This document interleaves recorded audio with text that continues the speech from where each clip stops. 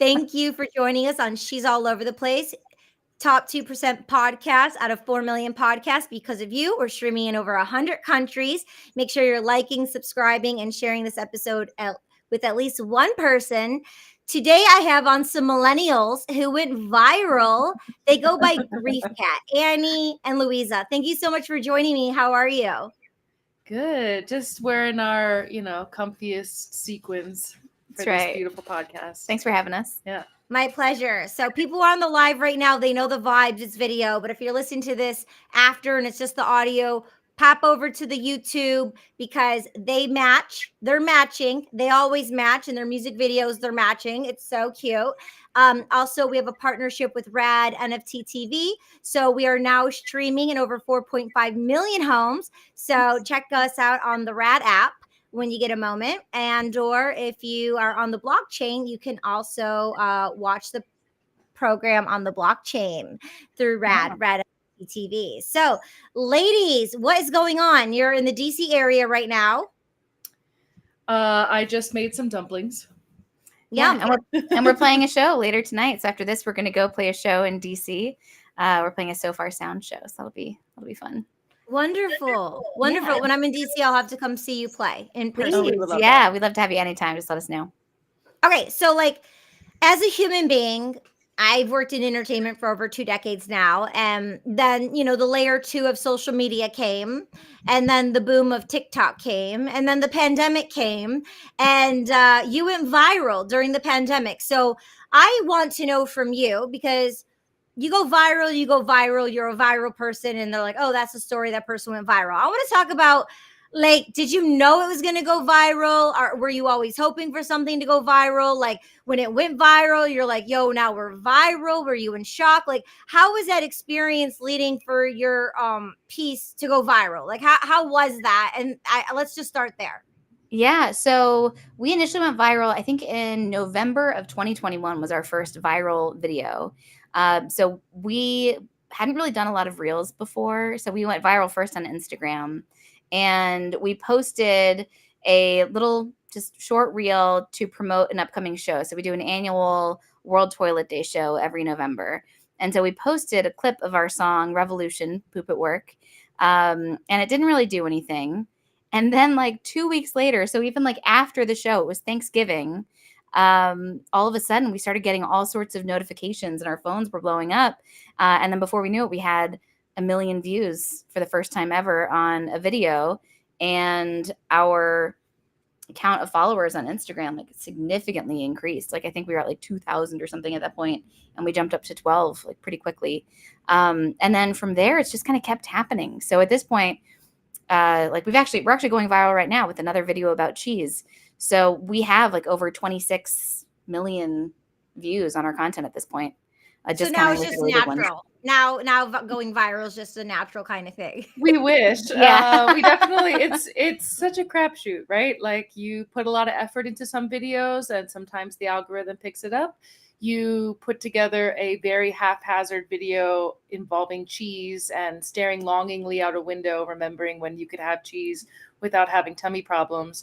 And that one really sticks to the masses. So, I mean, we are not content creators first and foremost. We are musicians first and foremost. So definitely all of the viral success is just a really super sweet cherry on top of the cake. But we would be making music and playing shows whether or not people on the internet liked us or not.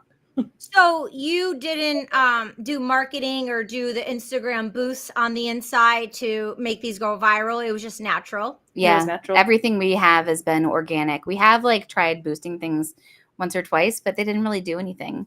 And so for that, like, over 25 million at this point, all of that has been purely organic. Yeah, so I'm kind of like more my mind speculating now is like, because I have some friends who work at Meta, so I'm wondering if it's like an internal team that are like, oh, this is so unique, and so compared to maybe internally they boost it out for you. I maybe you have like an inside marketing team and you don't even know about it, but it would be nice to have guardian angels. I know, right? Yeah, yeah. I mean, I think what's happening is that like people see this content, it's really relatable. They like and they share it, and then so many people do it, and then the algorithm realizes like, oh, people like this, and it just kind of keeps going. So the things that really seem to hit for us are anything involving tummy issues. Everybody has tummy problems. And so anything around that, or anything honestly around kind of like the current atmosphere of like, man, it's tough out there economically. And so just anything people can relate to, that seems to be what's really, really going viral. But occasionally we have things that do pretty well too, that are just stupid. Yeah. So you never know. Yeah. Did you see American Fiction yet? No. It's amazing. It's a first time writer and director. Just a little alpha here. I won't give you the whole thing, but here's a crux of it, right?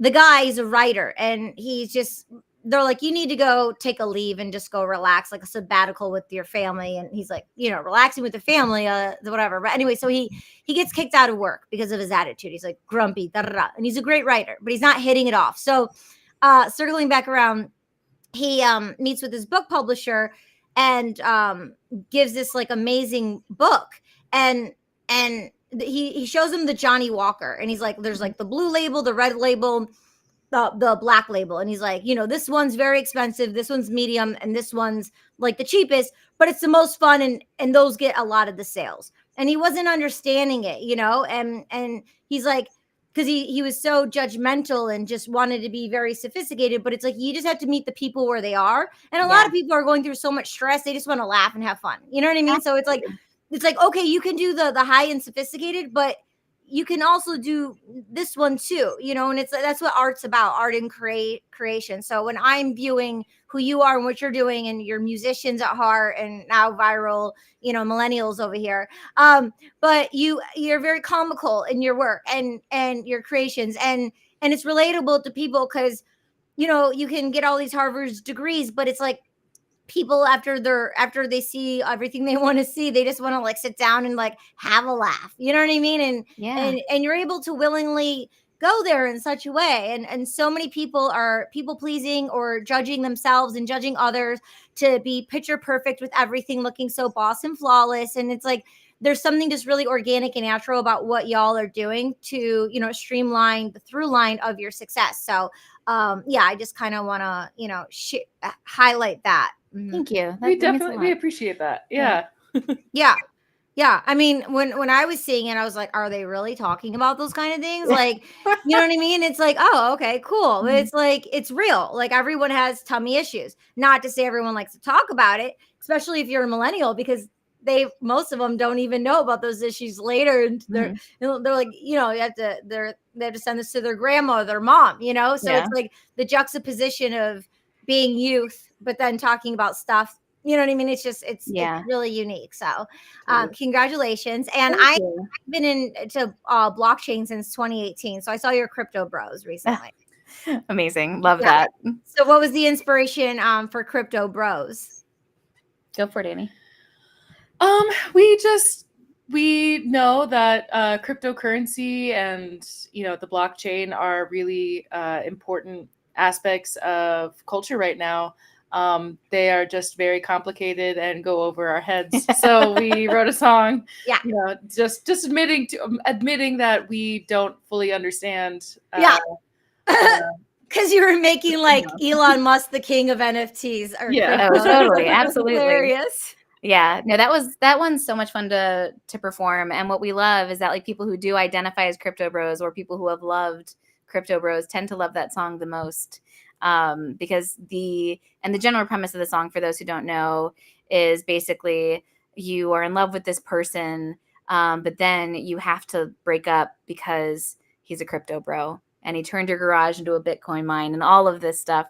So it's like a love lost kind of song. Oh yeah, but yeah, and but just some alpha for you, like the crypto bros, when you think they're lonely, they're not. They're just degenning on other crypto bros. Like, like there are certain memes of like being in bed, like cuddling and just looking at like Bitcoin and ETH like going up. Like I've been to so many events, and like no one's like asking you for lunch or like to hang out. Everyone's just so bullish on like tech and the future and the currency. Like everyone's just so zoned in. It's pretty funny. It is pretty fun. So let's talk about like being women in music. How has that journey been for you? Then and now, and how has it changed with the internet? Gosh, I mean, I don't even know how much it's changed. It's fun to be a woman in music, but like you're definitely a minority, I will say. So, do you want to talk about that experience we had with the band? You can Okay. tell a story. So, so one time we were playing at a venue in the DC area. It's a fantastic venue, and it was our show. And we get there, and the people working at the venue were like, "All right, so what's our setup?" But they talked to our band, who's all men. They like didn't realize that we were part of the band because we were just two women on the side. So like our band kind of had to redirect. So there's like this expectation that we're not necessarily the musicians, we're the girlfriends, or we're just like, I don't know, groupies. So it's interesting to kind of see that mindset in play, like even today. Yeah, that was pretty recent. Mm-hmm. Yeah. So, what do you tell other females? What advice would you give to a new musician or someone who's a female musician like yourself and myself? What's some tips that you would give them? Because a lot of the demographics on my show are 18 to 24-year-old ladies. Yeah. I would say don't be afraid to take up space. I think that that's something that we are always kind of learning, like to ask for what we need and everything like that. Because it can be kind of hard to stand up for yourself in these like very male spaces. One thing that's really annoying is that you'll get pulled into like these like women singer-songwriter nights. And I love a women singer-songwriter night, but it's just kind of like, can we just have singer-songwriter nights? Like, why are you only booking women if it's a women specific night? Can you pull us into the other ones too? Yeah. Why are we always a songstress and not just like a songwriter? The beautiful and talented. Yeah. Yeah. Like, yeah. Yeah. I think what's also been kind of neat to see, especially this last summer, where like Taylor Swift was having her tour, Beyonce was having her tour, the Barbie movie was a big thing. It's very evident that like women love female-centered media. Everyone should, but like I feel like that summer was like a moment of really strong like sisterhood that just to see all this amazing media, artful media that sort of had was catered towards women. And I think for other female musicians out there, like if the boys don't get it, it's okay. Yeah. We definitely had our moment, and it's just going to keep blowing up more and more. Yeah. So you have a new album called Late Stage Capitalism. It's funny with the deeper meaning. Let's talk about the meaning behind your new album. Yeah. So, sorry, we lost our screen there for a second. Oh, there it is. Okay, we got it. So Late Stage Capitalism, we're really excited. It comes out on April 19th. Same day as Taylor Swift's new album. So sisterhood. While you're perusing Spotify for her new album, just find us too. Yeah, have a whole Friday of new music. Ladies. Yeah. So the album kind of centers around like the theme of how capitalism has really kind of like invaded every facet of our life. So every song kind of has something to do with kind of fighting against the system while being kind of powerless. So you've got to fight the system from within the system, I think is a way to say it. Mm-hmm. And we touch on all sorts of aspects. So like, there's no such thing as a benevolent billionaire, fight the man by pooping at work.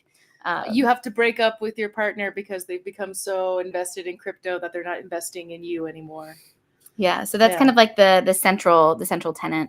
But we're really excited because every single song is a different genre. So it's really like a genre bending album, and we're really excited with how it turned out. We're also doing music videos for everything on the album as well, and that's been really fun to see those come to fruition.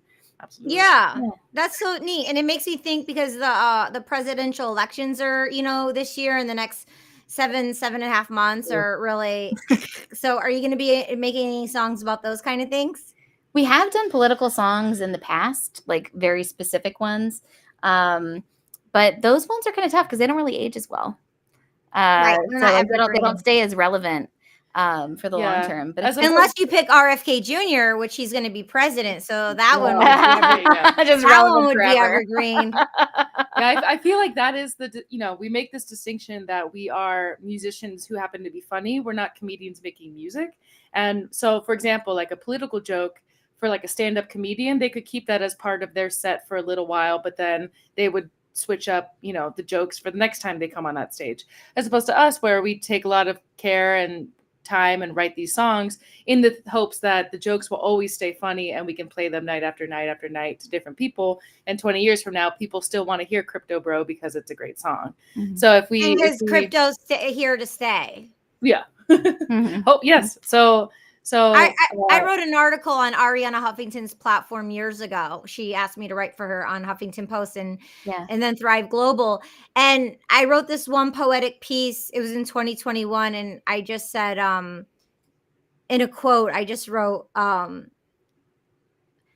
like this and this doesn't matter of like, it was something about like women and materialism and like receiving money, and I'm like, cash is going to be obsolete anyway, you know what I mean? Like cash is on its way out. It's not the number one currency. The number one currency is obviously our health, human connection, entertainment, those kind of currencies that put more value on actual crypto or cash. But well, that makes me feel good about our career path, I'll tell you that. Currency of the future. Because we're not making the big bucks yet. Yeah.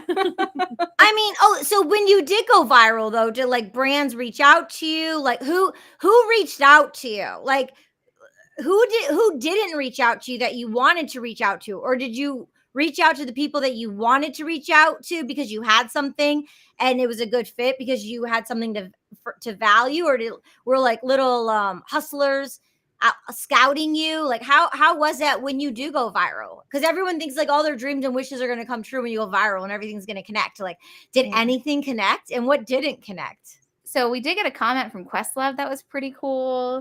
And then Kathleen and Hannah from like Bikini Kill and La Tigre followed us. And so I thought that was amazing.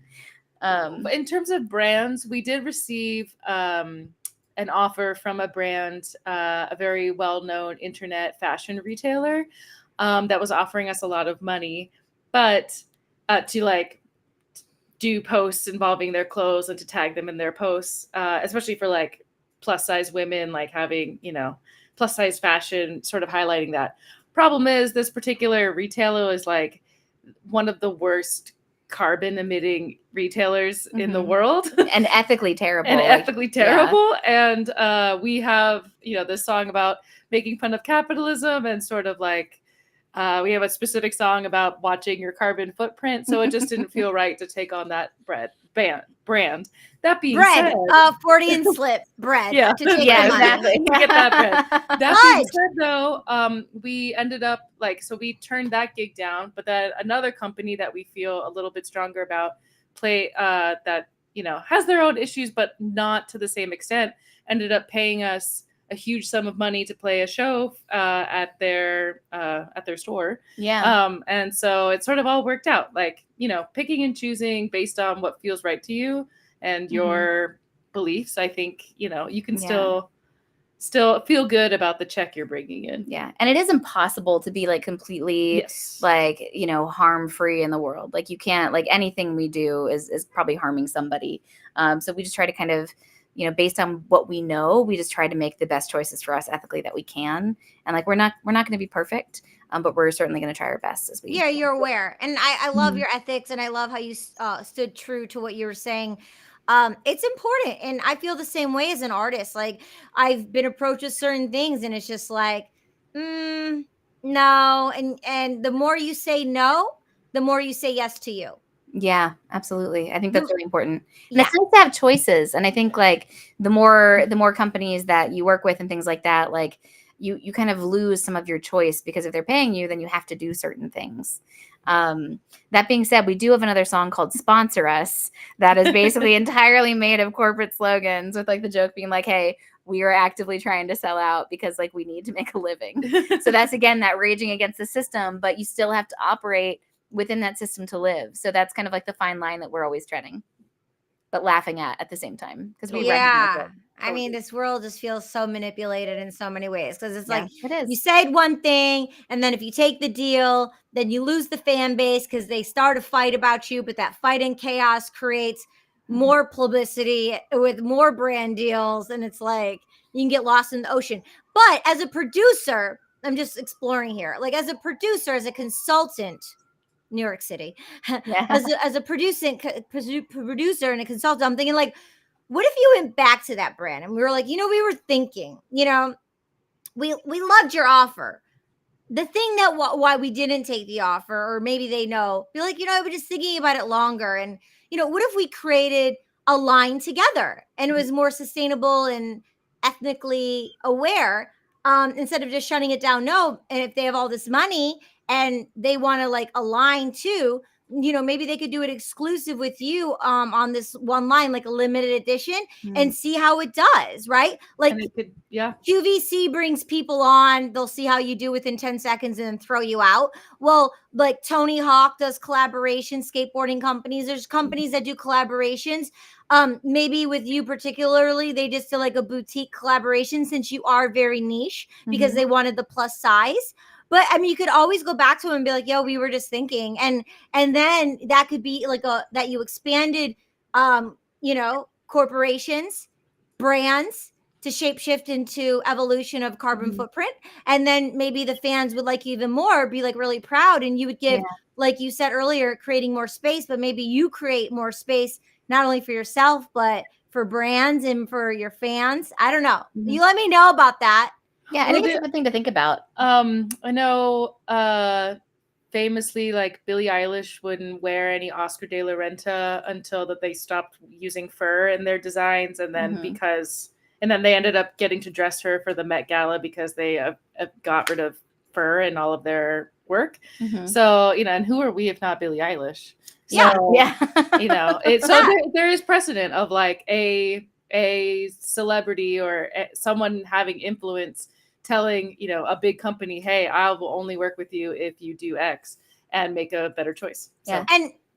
And you said earlier, Louisa, about taking up more space. So do it if you can, or think about it. And then because sometimes you got to strike while the iron's hot. Like if you don't do it in the moment, like the boats pass because they're so bullish and so obsessed about it that they want to do it no matter what. They just want to yes. So if that ship is sailed, if you go to them and they like circle back around, it could be there. But if the ship is sailed, that gives you like more space for next time when they come at you. And if it doesn't align, be like, well, slap, do this, and we'll make it we'll make it happen if you do this. Like, like what do you have to lose? Nothing, right?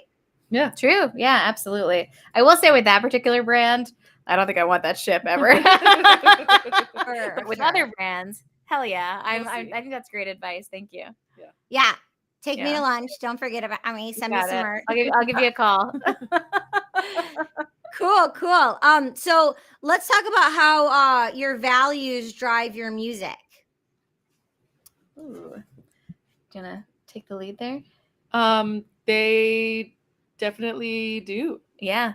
I mean, I feel like, okay, we have this new album about late stage capitalism that definitely is value driven. That being said, we're also funny people living in the world, and we have songs about cheese. We have songs about nothing feels more naked than just wearing socks and nothing else. It's very naked feeling. Try it. we do write, consciously, but also we do dabble in comedy, so we'll write about anything. It's like 80-20, like 80% values driven, 20% is just fun.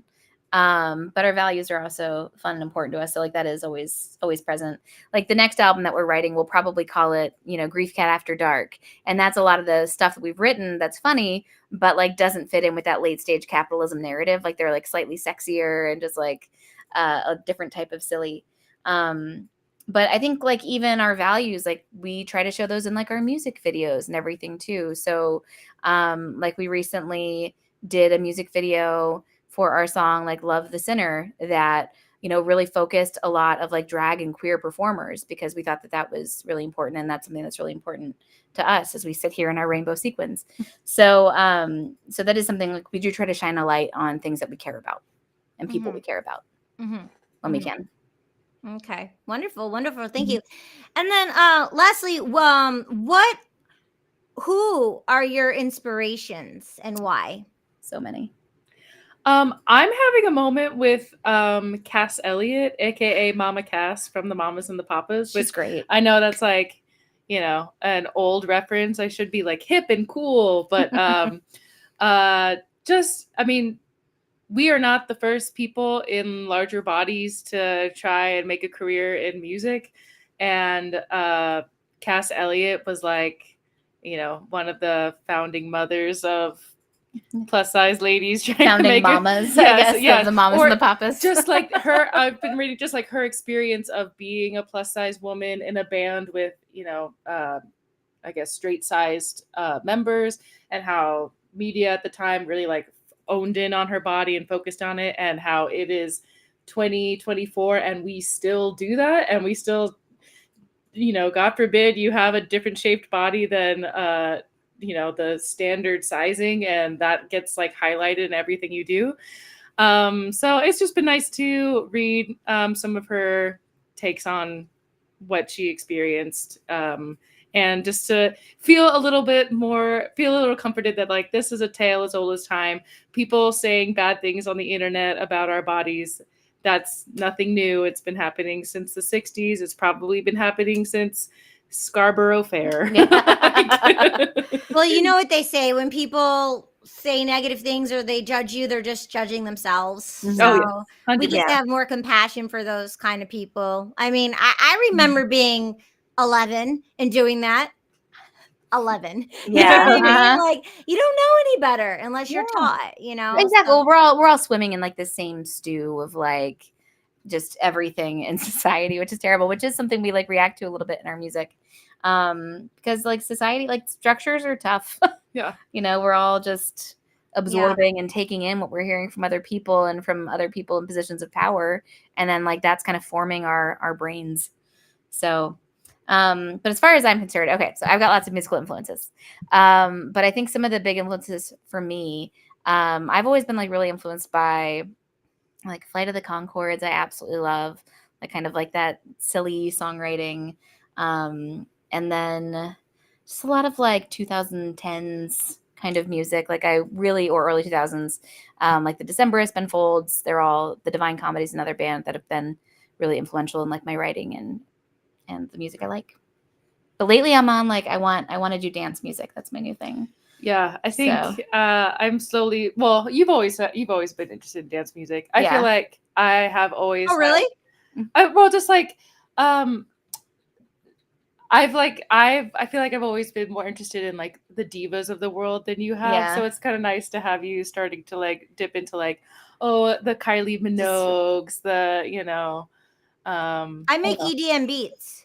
Oh, really? Excellent. We're looking for a producer. Yeah, we actually need a producer for one of our songs. So I will send you a link right now of over 70 beats. I love that. Like I love it. And I can make anything you want. You'll hear it and you're like, you can tell me what you want and I can send it to you. I make it real quick. Oh, that's awesome. Yeah, let's chat. Yeah, my current goal is to become like Kylie Minogue, but funny and a duo, but also sound good, which is like very, very hard. Yeah, it's very hard to make a great sounding song that also, when you listen to the lyrics, makes you giggle. A lot of people go really far in this is a silly song direction, which means that the music is lacking, or the singing is lacking, the production is lacking, but we really take all those elements seriously and the songwriting seriously.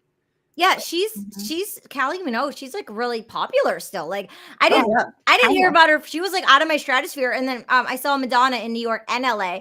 And the next day, because there was 5 Madonna performances, she had Kylie Minogue get on the stage, and because she has someone get on the stage every performance, and it was Kylie Minogue. And I was like, word? I like brought her back on the map, but I had no idea. So yeah, she rocks. Big fan. She's so rocking. So rocking. My God. Yeah, I'm gonna put on her playlist later. Do it. Yeah. I know. Cool. I never know how to say it. Is it Padum? Padam. Padam Padam, Is just a great classic. song. Your Disco Needs You. Like, those are my top two right now in this moment. Okay, I'm gonna So. listen to those first. Yeah. Okay, cool. So everyone knows listening, that it's gonna be in the show notes, but where can people find you? Please let us know. Yeah, so on Instagram, we are at Griefcat Party Time, like a sad cat. So because Griefcat was taken by a cool goth girl in Malaysia. So Griefcat Party Time. It's the same on Facebook, but everywhere else, we're Griefcat. So if you look us up on YouTube, on Spotify, iTunes, Amazon Music, Griefcat.